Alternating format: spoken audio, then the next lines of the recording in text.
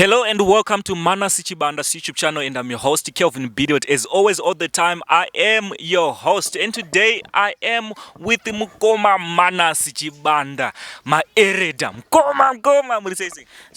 Sei mwana wako my Bidiot. Uruzigona sei. Ndaganaka. So in today's video, we are going to talk about something that is really interesting. Tunoziva kuti mishikashika yakabanwa anti. Ya, ichokwadi mishikashika yakabanwa. Zvakavhariswa. Hurumende yakati haisikuda izvezvo. Saka pazvikavhariswa ka mamboona kuti zvakaramba zvichiitika, like kunyange yakavharwa zvemishikashika yakaramba ichiitika mishikashika yazvo. Ya, ichokwadi yakaramba ichiitika nemhaka yekuti mishikashika enga ari go faster.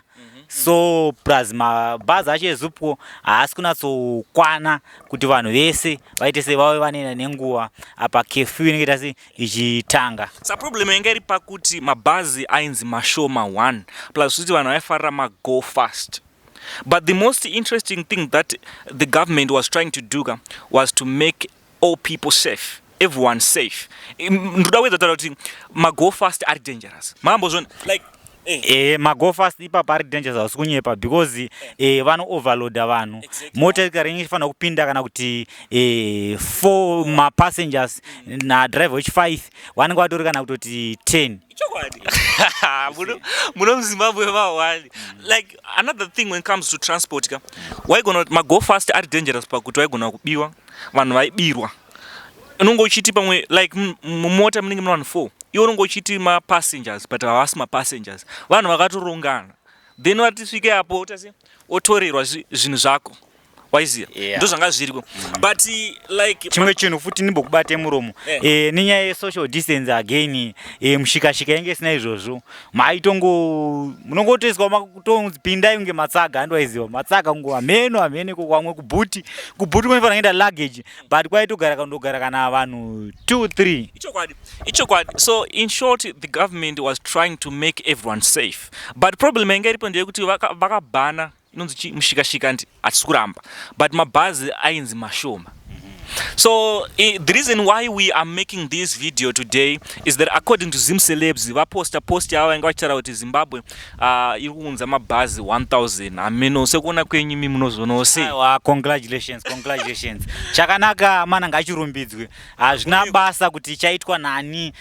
Chakanaka hazve chakachinja. Ipapo hurumende yagoona mabhazi tikutomada but ndezvechokwadi we don't know.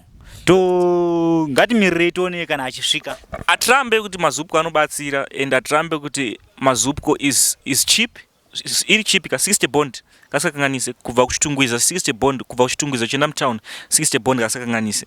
Then kana iri go fast $50 which means ZUPCO ri cheap and it's safe but angari mashoma. Mazvona angari mashoma. Saka kuunza kwemaZUPCO hayo hazvinenge zviri nani. maZUPCO akachipa but ndichitsinhira ipapo enga ari mashoma nekuda kwokuti vanhu vakuzototora 2 hours to 3 hours munhu ari pabhasi achimirira kuti aende kubasa andozosvika kubasa anonoka kudhara.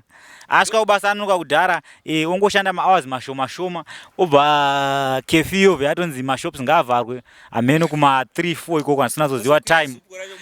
Wozokwira futi uchita sei wononoka futi kudzokera kumba futi handwaiziva. Mamboona zvinenge zvakaita pabus stop pacho here. Pabus stop ndakapaona anenge ari mawa. Nemudzimba munogara vanhu daitsu.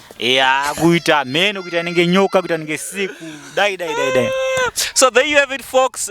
The voice is now yours in the comment section below. What do you think? It is being said that the government ida kuintroduce mamwe mabhazi anosvika 1000 if I'm not mistaken. According to Zimcelebs, they posted a post that was saying kuti government is going to introduce mamwe mabhazi kuti zvinhu zviite nani kuti vanhu vasamire pabus stop nguva yakareba.